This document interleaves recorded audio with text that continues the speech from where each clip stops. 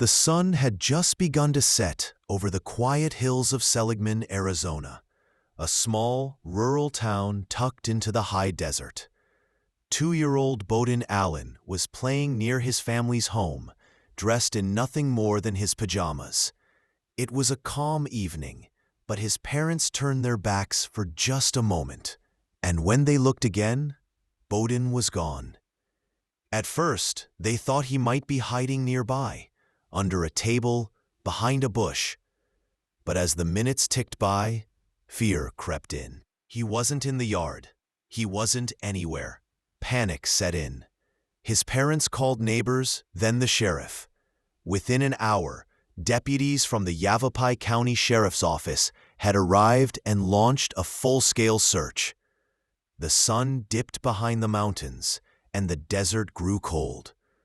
But Bowden was still nowhere to be found. As darkness blanketed the land, volunteers poured in, nearly 40 people with flashlights, ATVs, and search dogs.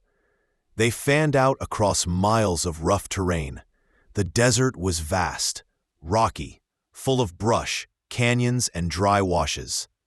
Even more frightening, searchers spotted 2 mountain lions in the area that night. Every parent's worst nightmare was unfolding, and yet somehow, Bowden had survived the night. When dawn broke the next morning, hope was fading, until a miracle appeared.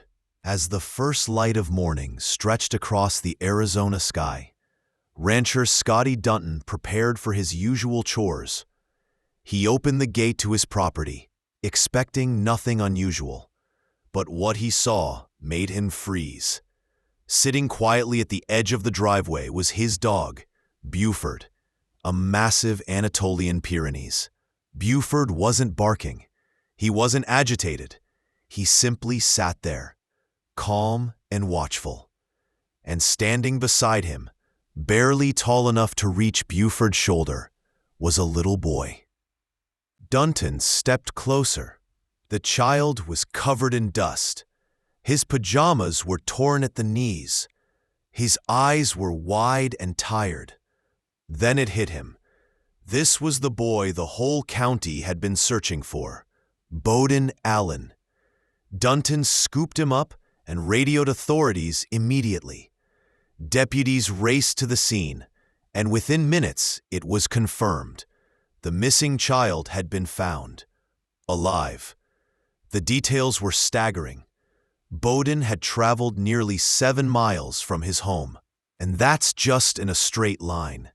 In reality, with all the winding washes and brush, the journey may have been even longer. For a toddler who could barely speak in full sentences, it was unthinkable. But how had he survived the freezing night?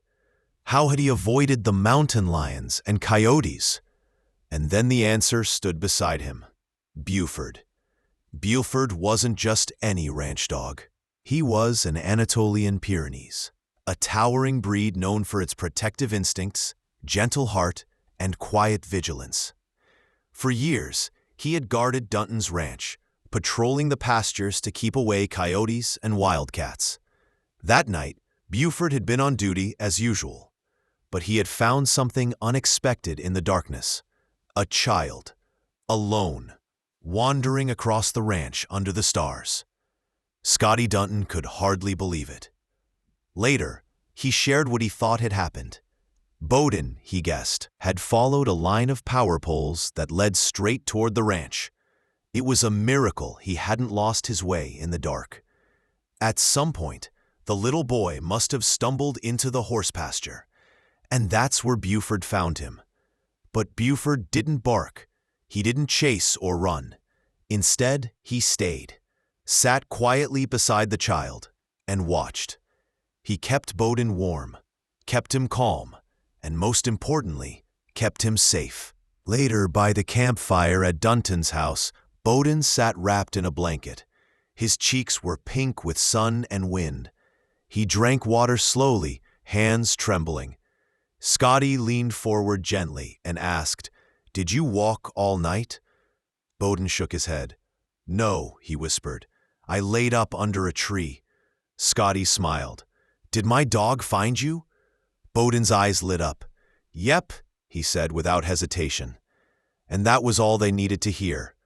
Not long after Bowden was found, his parents arrived. They had spent the night in anguish, pacing, crying, praying, not knowing whether they would ever see their son again. When they finally saw him, safe, dusty, sleepy-eyed, and alive, they collapsed in tears. They wrapped him in their arms, overcome with relief. Deputies and rescue workers stood nearby, many of them visibly emotional. This wasn't just a recovery. It was a rescue and a miracle. Sheriff spokesperson Megan Fitzgerald later said, "It's not every day we get to talk about a happy ending where a child is safe and located. It's incredibly rare, especially in these conditions. But this wasn't just luck. This was Buford." Later that night, reporters called Scotty Dunton to ask what he planned to do for the dog who saved a life. Scotty chuckled. "Oh, he's getting a steak dinner tonight," he said. "My wife already promised. He did a great job." And indeed, Buford got his steak. But to everyone else, what Buford did that night was worth far more than any meal. He had given a family back their child. He had watched over a boy in the darkness. He had done without training or command what many humans might not have thought to do. He stayed. The news spread fast. Local papers, national headlines, social media. Everyone wanted to know about the heroic dog who watched over a lost boy through the desert night. But Buford didn't care about the attention. He didn't seek applause or praise. He just lay near the porch, his eyes soft, his tail thumping when someone passed. He had done what he was born to do. He had protected. Scotty Dunton later said, "Buford's always been good with kids. He's never barked at 'em, never chased 'em. He just wants to be near 'em. I can't imagine him walking away from that boy once he found him." And he didn't. He had stayed with Bowden under the stars. Through the freezing night, through the threat of predators, through the silence, until morning came, and he led the boy to safety.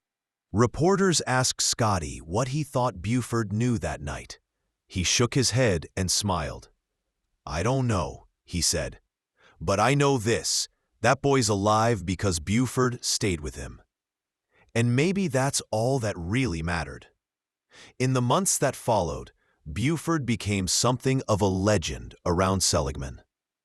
Not for tricks, not for show, but for a simple act of loyalty, in the quiet way only a good dog can give. No medals, no spotlight, just a boy, a dog, and a miracle beneath the stars.